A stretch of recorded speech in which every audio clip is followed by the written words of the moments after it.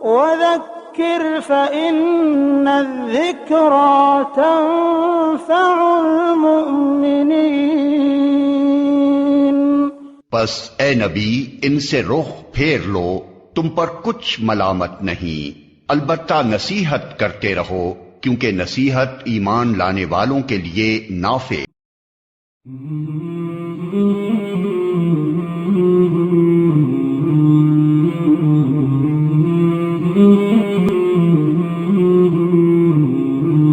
مولاي صل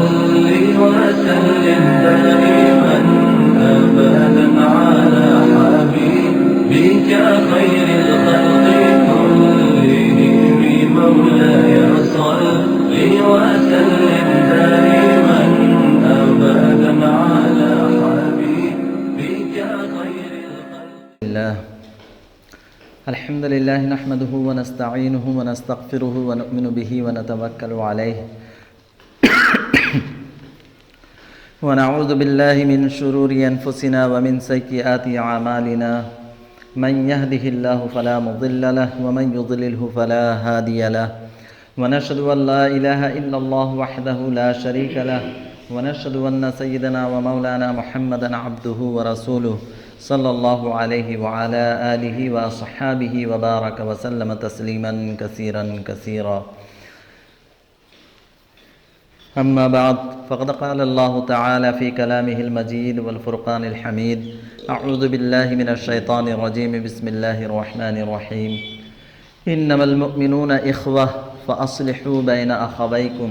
واتقوا الله لعلكم ترحمون۔ وعن أبي هريرة رضي الله عنه أن النبي صلى الله عليه وسلم قال: حق المسلم على المسلم ست، قالوا هن يا رسول الله؟ قال: إذا لقيته فسلم عليه، وإذا دعاه فأجبه، وإذا دعاك فأجبه، وإذا استنصحك فاصنح له، وإذا عطش فحمد الله فسمته، وإذا مرض فعده، وإذا مات فاتبعه، أو كما قال عليه الصلاة والتسلیم۔ معزز سامعین، بزرگوں اور میرے عزیز ساتھیوں،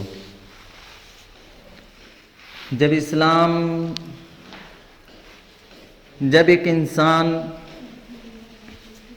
اسلام کے دائرے میں داخل ہو جاتا ہے، اسلام میں داخل ہونے کے بعد وہ مسلمانوں کے ایک ایسے رشتے میں جڑ جاتا ہے جو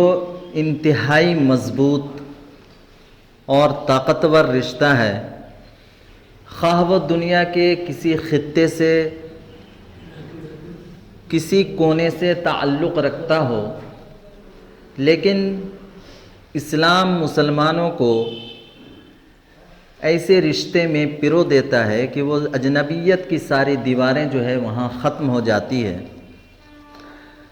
اللہ کے رسول صلی اللہ علیہ وسلم نے فرمایا: المسلم اخو المسلم، مسلمان مسلمان کا بھائی ہے، خواہ وہ کسی بھی ملک سے، کسی بھی صوبے سے، کسی بھی علاقے سے تعلق رکھنے والا ہو، ہر مسلمان دوسرے مسلمان کا بھائی ہے۔ ان کا آپس کا رشتہ اور ناطہ اسلام نے بھائی کا طے کیا ہے کہ ہر مسلمان ایک دوسرے مسلمان کا بھائی ہے۔ اب بھائی ہونے کے ناطے جب ایک رشتہ قائم ہو گیا، جب ایک تعلق اس کے ساتھ جڑ گیا، تو ظاہر سی بات ہے کہ اس کے جو ہے کچھ حقوق ہوتے ہیں، کچھ ذمہ داریاں ہوتی ہیں۔ انسانیت اور اسلام میں خصوصاً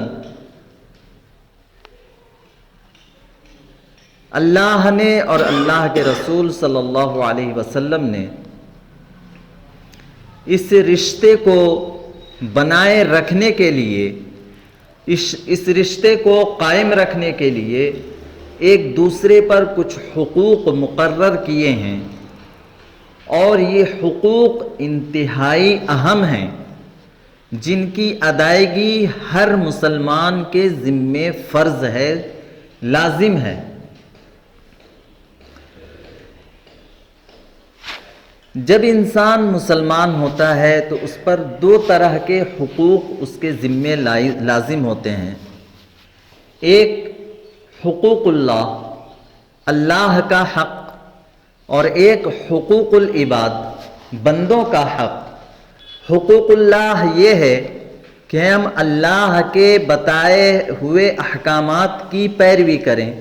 اللہ نے فرائض کی ادائیگی کا حکم فرمایا، ہم 5 وقتوں کی فرائض کی ادائیگی پابندی کے ساتھ کریں۔ اللہ نے رمضان کے روزے رکھنے کا حکم فرمایا، ہم رمضان المبارک کے 30 روزے رکھنے کا اہتمام کریں۔ اللہ نے مالداروں کے مالوں میں زکوٰۃ مقرر کیا، وہ مالداروں کے ذمے لازم ہے کہ وہ زکوٰۃ کی رقم ادا کر کے غریبوں کی مدد کرے۔ مالدار ہے، صاحب حیثیت ہے، اللہ نے ان پر حج فرض کیے ہیں، اس کے ذمے لازم ہے کہ وہ پہلی فرصت میں سب سے پہلے حج کی ادائیگی کرے۔ یہ اللہ کے حقوق ہیں جو اللہ رب العزت نے بندوں کے اوپر لازم کیا۔ اور دوسرے حقوق حقوق العباد ہیں، بندوں کے حقوق ہیں۔ بندوں کے حقوق کیا ہیں اور ہمیں کس طریقے سے انہیں ادا کرنا ہے؟ آپ صلی اللہ علیہ وسلم کی سیرت طیبہ ہم پڑھ کر دیکھ لیں۔ پوری سیرت طیبہ کے اندر آپ صلی اللہ علیہ وسلم نے عملی طور پر ہمیں یہ بتلا دیا کہ کس کے حقوق کس طریقے سے ہمیں ادا کرنے، کس کے حقوق کیا ہیں، اس پر میں ابھی تفصیلی بحث نہیں کروں گا۔ میں صرف یہ بتانے جا رہا ہوں کہ یہ 2 حقوق ہر مسلمان کے ذمے لازم ہے، ایک اللہ کے حقوق اور دوسرے بندوں کے حقوق۔ جو اللہ کے حق ہیں، اللہ کے حقوق ہیں، ان کی ادائیگی میں کوتاہی مواخذے کا سبب بنے گا۔ اللہ کے یہاں پکڑ ہوگی، نماز میں کوتاہی ہوگی، اللہ کے یہاں مواخذہ ہے۔ روزے میں کوتاہی ہوگی، اللہ کے یہاں مواخذہ ہے۔ زکوٰۃ میں کوتاہی ہوگی، اللہ کے یہاں مواخذہ ہے، پکڑ ہے۔ حج میں کوتاہی ہوگی، اللہ کے یہاں اس کا مواخذہ ہے، اس کے لیے جواب دینا ہے۔ تو جو حقوق اللہ میں کوتاہی ہوگی اس کی جواب دہی ہمیں اللہ کے سامنے کرنی۔ اسی طریقے سے جو حقوق العباد ہیں، بندوں کے جو حقوق ہیں، اس کی کوتاہی پر بھی اللہ کے یہاں بڑا ہی زبردست مواخذہ۔ حقوق اللہ پر بھی مواخذہ ہے اور حقوق العباد پر بھی مواخذہ ہے، لیکن حقوق العباد کا مسئلہ اتنا سنگین ہے کہ اس میں اگر کوتاہی ہو جائے تو اللہ کے یہاں بڑا ہی زبردست اس کا مواخذہ ہے۔ اور بسا اوقات ایسا بھی ہوتا ہے کہ اگر ہم نماز کا اہتمام کر رہے ہیں، روزے کا اہتمام کر رہے ہیں، حج، زکوٰۃ وغیرہ کا اہتمام کر رہے ہیں، شریعت کی پوری پابندی کر رہے ہیں، لیکن اس کے باوجود اگر ہم بندوں کی حقوق تلفی کریں، بندوں کی حقوق کی ادائیگی میں کوتاہی کریں، تو بسا اوقات اگر یہ کوتاہیاں ہماری قائم رہے تو یہ نماز، یہ روزے جو فرائض ہمارے ذمے واجب ہیں، جو ہمارے ذمے فرائض ہیں یا واجبات ہیں جس کی ہم ادائیگی کر رہے ہیں، ہمارے ذمے سے وہ فرض، وہ واجب ساقط تو ہو جاتا ہے، لیکن جب تک بندوں کے حقوق کی ادائیگی نہیں ہوتی اس پر اجر و ثواب نہیں ملتا۔ تو یہ حقوق العباد جو ہے انتہائی سنگین معاملہ ہے، جس میں بہت زیادہ کوتاہیاں ہم سے ہوتی ہے اور جس کو ہم بہت ہی معمولی سمجھتے ہیں دین کے معاملے کو تو ہم سمجھتے ہیں کہ نماز، روزے، حج اور زکوٰۃ، خیرات وغیرہ کی اہتمام ہو جائے تو ہم دیندار ہو گئے، لیکن حقوق العباد اور ہمارے معاملات اتنے خراب ہیں کہ ایک مومن کی شان ہی نہیں ہے کہ اس کے معاملات اتنے خراب ہوں۔ تو ہمارے معاملات بیکار ہوں اور ہم حقوق اللہ کی ادائیگی میں لگے رہیں تو حقوق اللہ پر جو اجر و ثواب ہے وہ بھی اس سے متاثر ہوتا ہے۔ تو حقوق العباد اور حقوق اللہ دونوں کی ادائیگی لازم ہے۔ اللہ کے رسول صلی اللہ علیہ وسلم نے صحابہ کرام سے دریافت کیا کہ بتاؤ سب سے بڑا مفلس کل قیامت کے دن کون ہوگا؟ صحابہ کرام سے اللہ کے رسول صلی اللہ علیہ وسلم نے دریافت کیا کہ بتاؤ سب سے بڑا مفلس کل قیامت کے دن کون ہوگا؟ تم کیا سمجھتے ہو سب سے بڑا مفلس کون ہو؟ سب سے بڑا مفلس کون ہے؟ صحابہ کرام نے عرض کیا اللہ کے رسول ہم تو مفلس اس شخص کو کہتے ہیں، ہم مفلس اس شخص کو سمجھتے ہیں جس کے پاس نہ دراہم ہو، نہ دینار ہو، نہ مال و دولت ہو، ہم اس کو مفلس سمجھتے ہیں۔ اللہ کے رسول نے دریافت کیا کہ بتاؤ سب سے بڑا مفلس کون ہے؟ صحابہ کرام نے عرض کیا اللہ کے رسول سب سے بڑا مفلس تو وہ ہے جس کے پاس نہ دینار ہے، نہ درہم ہے، نہ روپیہ پیسہ ہے، ہم اس کو مفلس سمجھتے ہیں۔ اللہ کے رسول صلی اللہ علیہ وسلم نے فرمایا کہ سب سے بڑا مفلس وہ شخص ہے کہ کل قیامت کے دن وہ نماز لے کر اللہ کی بارگاہ میں حاضر ہوگا، کل قیامت کے دن وہ روزے لے کر اللہ کی بارگاہ میں حاضر ہوگا، کل قیامت کے دن وہ اللہ کی بارگاہ میں زکوٰۃ لے کر حاضر ہوگا، کل قیامت کے دن وہ اللہ کی بارگاہ میں حج لے کر حاضر ہوگا، اور بہت سارے نیک اعمال کے ساتھ وہ اللہ کی بارگاہ میں حاضر ہوگا۔ اور اللہ کی بارگاہ میں حاضر ہونے کے بعد کہ اس نے اپنی زندگی میں کسی کو گالی دی ہوگی، کسی کو برا بھلا کہا ہوگا، کسی پر لعن و طعن کی ہوگی، کسی کا مال ناحق دبایا ہوگا، کسی پر ظلم کیا ہوگا، کسی کو مارا پیٹا ہوگا، کسی کا ناحق خون بہایا ہوگا، ایسی صورت میں کل قیامت کے دن اللہ رب العزت یہ سارے بندوں کو جس کی حق تلفی اس نے کر رکھی ہے، کسی کو گالی دی ہے اس کے بدلے میں اس کی نیکیاں اس کو دے دی جائے گی، کسی پر لعن طعن کیا ہے اس کی نیکیاں اٹھا کر اس کو شخص کو دے دی جائے گی، کسی کو مارا پیٹا ہوگا اس کی نیکیاں اٹھا کر اس کو دے دی جائے گی، کسی پر ظلم کیا ہوگا اس کی نیکیاں اٹھا کر اس کو دے دی جائے گی، کسی کا ناحق مال دبایا ہوگا اس کی نیکیاں اٹھا کر اللہ رب العزت اس شخص کو دے دیں گے، اور کسی کے ساتھ اس نے ناانصافی کی ہوگی اس کی نیکیاں اس کو دے دی جائے گی۔ اور جب اس کی نیکیاں ختم ہو جائے گی دوسروں کو دے کر، دوسرے کو حقوق کی ادائیگی کرتے کرتے اس کی نیکیاں ختم ہو جائے گی، اب بھی اس کے مطالبے برقرار ہوں گے، لوگ اپنے اپنے حقوق کے لیے اللہ کی بارگاہ میں کھڑے ہوں گے، ایسی صورت میں اللہ رب العزت ان کے گناہ اٹھا کر اس کے سر پر ڈال دے گا، جتنے حقوق ہوں گے، جتنے مطالبے ہوں گے، سبوں کے گناہ کو اٹھا کر اس شخص کے اوپر ڈال دیا جائے گا اور یہ جہنم کا مستحق ہو جائے گا اور اس کو گھسیٹ کر جہنم میں پھینک دیا جائے گا۔ تو اللہ کے رسول صلی اللہ علیہ وسلم نے فرمایا کہ سب سے بڑا مفلس وہ شخص ہے جو کل قیامت کے دن اللہ کی بارگاہ میں بہت ڈھیر سارے نیک اعمال لے کر اللہ کی بارگاہ میں آئے گا، لیکن اس کے سارے نیک اعمال دوسروں کو دے دیے جائیں گے اور دوسرے کے گناہ اٹھا کر اس پر ڈال دیا جائے گا اور اس کو گھسیٹ کر جہنم میں پھینک دیا جائے گا۔ آپ اس سے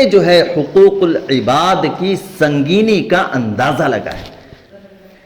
اللہ کے حقوق میں اگر کچھ کوتاہیاں ہو گئی، اللہ کے حقوق میں اگر کچھ کوتاہیاں ہو گئی تو ایسی صورت میں اللہ رب العزت سے یہ امید کی جا سکتی ہے کہ اللہ اس کوتاہی کو معاف کر دے گا۔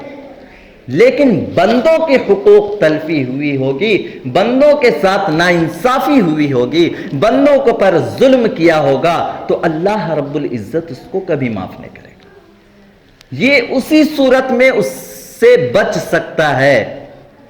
اسی صورت میں وہ بچ سکتا ہے کہ وہ شخص جس کے ساتھ اس نے ناانصافی کی، جس پر اس نے ظلم کیا، جس کا اس نے حق دبایا، جس کا اس نے مال کھایا، وہ خود سے اس کو معاف کر دے، تبھی اللہ رب العزت اس کو معاف کرے، ورنہ اس کے جو ہے نجات کی صورت ہی نہیں ہے۔ تو آپ اندازہ لگا لیں کہ یہ حقوق العباد کا معاملہ کتنا سنگین ہے، کس قدر سنگین ہے یہ حقوق العباد کا معاملہ۔ تو اللہ کے رسول صلی اللہ علیہ وسلم نے فرمایا کہ ایسا شخص جو ہے سب سے بڑا مفلس ہوگا کہ جس کی ساری نیکیاں جو ہے دوسروں کو دے دی جائے گی اور دوسروں کے گناہ اٹھا کر اس پر ڈال دیے جائیں گے اور وہ جہنم کا مستحق ہو کر جہنم میں پہنچ جائے گا۔ یہ شخص جو ہے سب سے بڑا مفلس ہوگا۔ اللہ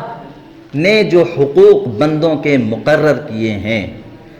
بہت سارے حقوق ہیں، لیکن اللہ کے رسول صلی اللہ علیہ وسلم، میں نے جو حدیث آپ کے سامنے پڑھی ہے، اس حدیث کے اندر جن حقوق کا تذکرہ ہے اس کو میں آپ کے سامنے ذکر کر دوں۔ عن ابی ہریرہ رضی اللہ عنہ ان رسول اللہ صلی اللہ علیہ وسلم قال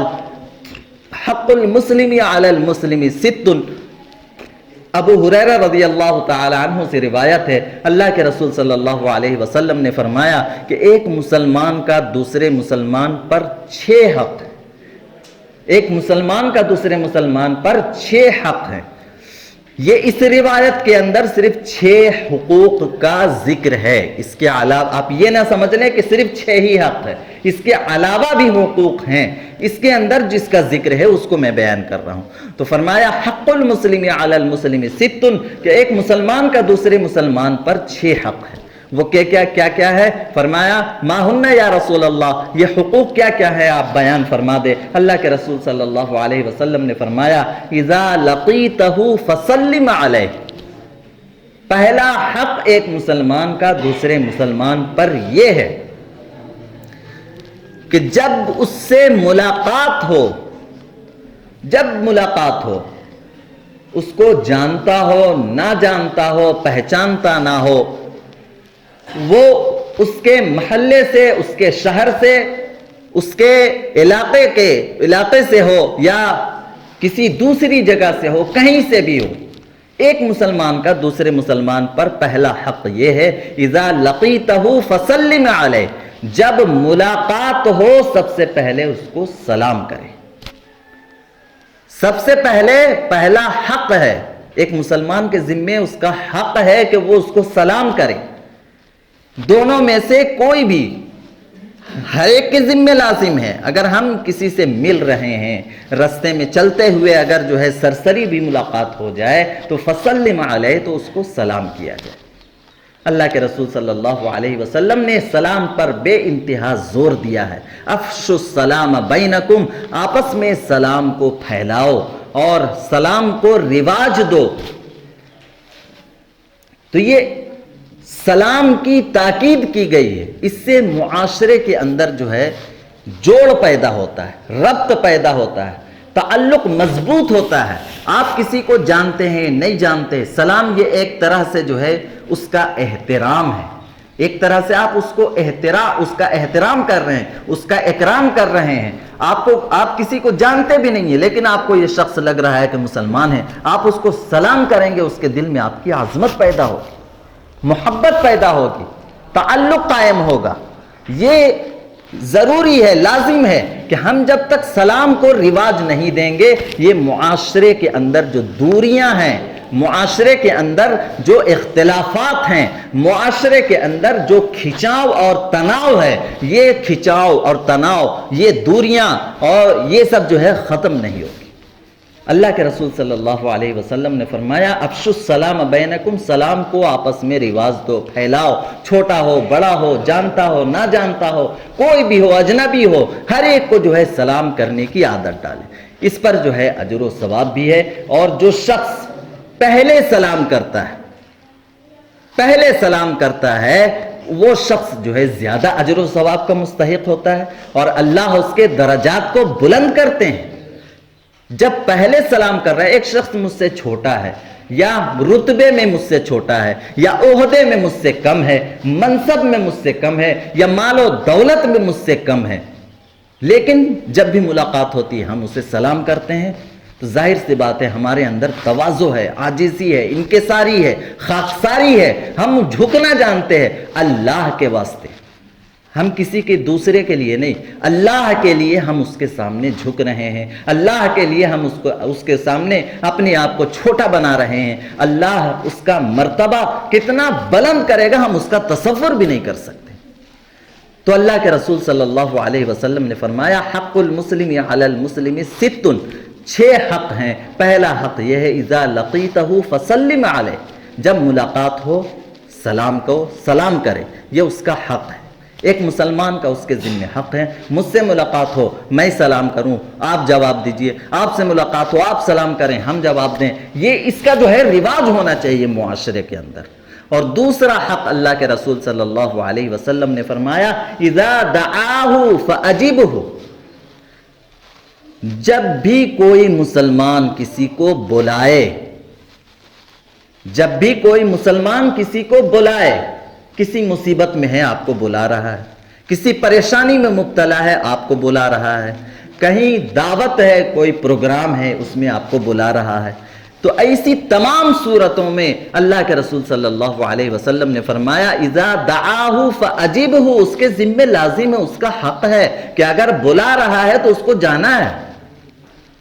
یہ اس کے ذمہ لازم ہے۔ اذا دعاہ فاجبہ،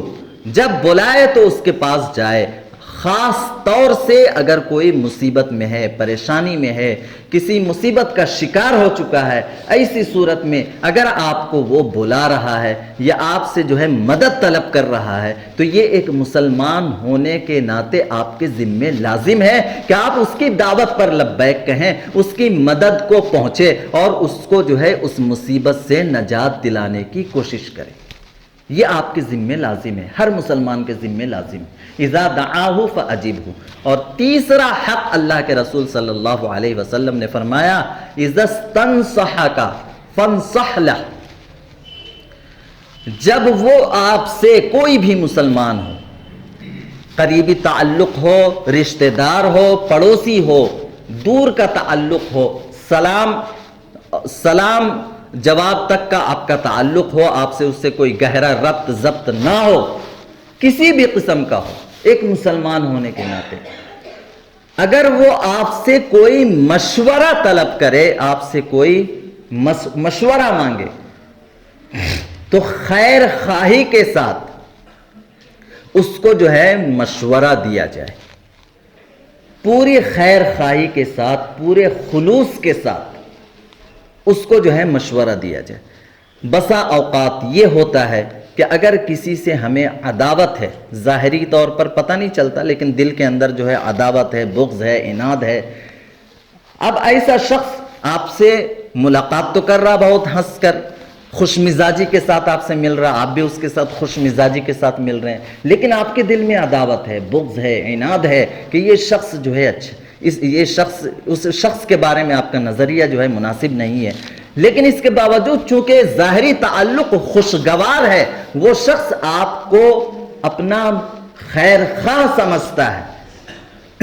وہ شخص آپ کو اپنا خیر خواہ سمجھتا ہے، ایسی صورت میں وہ کسی مصیبت میں، پریشانی میں یا کسی معاملے میں آپ کے پاس آتا ہے کہ بھائی صاحب ایسے معاملہ ہے، ایسا مسئلہ ہے، ایسی مصیبت ہے، اس میں ہمیں آپ کوئی مفید اچھا مشورہ دیجئے کہ ہم اس میں جو ہے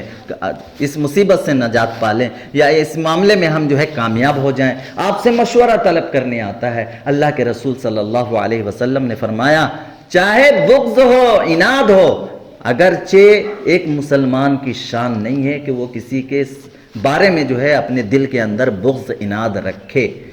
اگر کسی معاملے میں آپ کے ساتھ اس کا جو ہے من مٹاو ہو جائے اور کوئی معاملہ آپ کو اس کا برا لگے، تب بھی آپ جو ہے اس کو دل میں نہ رکھیں، فوری طور پر جو ہے معاملے کو رفع دفع کر لے اور معاملے دل کو اپنا جو ہے صاف کر لے۔ یہ صحابہ کرام کی یہی شان تھی۔ اگر کسی سے کسی کو تکلیف پہنچتی تھی، کسی کو پریشانی ہوتی تھی، فوراً وہ جو ہے معاملہ کو رفع دفع کرتے تھے، فوراً معاملے کی صلح صفائی کیا کرتے تھے کہ بھائی آپ سے مجھے اس بات پہ تکلیف ہے، ہم کہتے کیوں نہیں ہیں؟ اگر ہمیں تکلیف ہے تو ہمیں کہنا چاہیے کہ بھائی آپ کی اس حرکت سے مجھے تکلیف ہے، آپ یہ حرکت بند کریں،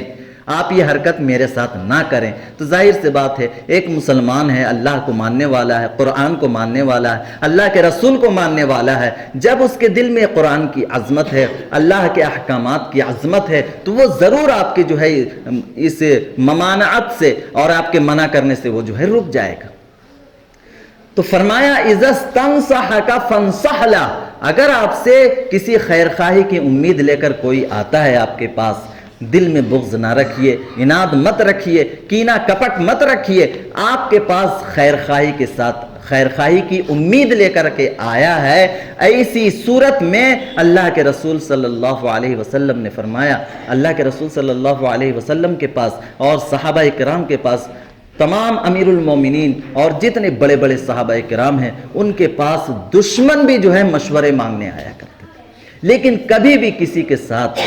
کوئی غیر مفید مشورہ کبھی نہیں دیا، دشمن کو بھی وہ اچھا مشورہ دیتے تھے، خیر خواہی کے ساتھ مشورہ دیتے تھے۔ تو یہ ایک ایمان والے کی شان ہے کہ چاہے جتنی بغض، اناد، عداوت ہو دل کے اندر، لیکن اگر آپ کے پاس کوئی مشورے کے لیے آیا ہے تو اس کو بہتر سے بہتر مشورہ دیا جائے تاکہ وہ اپنی پریشانی سے جو ہے نجات حاصل کر سکے۔ تو اللہ کے رسول صلی اللہ علیہ وسلم نے یہ تیسری نصیحت فرمائی، اذا استنصحک فانصح له، جب کوئی مشورہ طلب کرے تو اس کو جو ہے بہتر مشورہ دیا جائے، خیر خواہی کے ساتھ، خلوص کے ساتھ، اللہ کے لیے۔ اللہ کا حکم ہے، اللہ کے نبی کا حکم ہے، اللہ کے نبی کا فرمان ہے، اس لیے چاہے جو بھی میرا اس کے ساتھ معاملہ ہو لیکن وہ مجھ سے اچھائی کی امید لے کر کے آیا ہے۔ اللہ کے یہاں جب ہم اتنے بڑے بڑے گنہگار، ہم جیسے گنہگار اللہ کی بارگاہ میں حاضر ہوں گے، اللہ کی بارگاہ میں اللہ کی رحمت کی امید لے کر کے ہم حاضر ہوں گے کہ اللہ تیری رحمت کے علاوہ آج کہیں سے کوئی نجات کی سبیل نہیں ہے، کہیں سے کوئی نجات کی جو ہے صورت نہیں ہے۔ اللہ رب العزت فرمائے گا میرے بندے کو میری رحمت سے امید ہے، میرے بندے کو میری رحمت سے امید ہے، اس امید پر میں اس کی نجات فرماتا ہوں، اس امید پر میں اس کو جو ہے جہنم سے نجات عطا کرتا ہوں۔ تو جب اللہ رب العزت ہمارے ساتھ یہ معاملہ اسی وقت کریں گے جب ہم اللہ کے بندوں کے ساتھ خیر خواہی کے ساتھ پیش آئیں گے، جب اللہ کے بندوں کے ساتھ ہم خیر خواہی کریں گے، ان کو اچھے مشورے دیں گے، ان کو ہم پریشانیوں سے نکالیں گے، تو اللہ کی بارگاہ میں جب ہم حاضر ہوں گے تو اللہ رب العزت بھی ہمارے ساتھ خیر خواہی کا معاملہ کرے گا۔ یہ ہمارے بندوں، اللہ رب العزت فرمائے گا کہ یہ میرے بندوں کے ساتھ خیر خواہی کرتا تھا، یہ میرے بندوں کے ساتھ اچھا معاملہ کرتا تھا،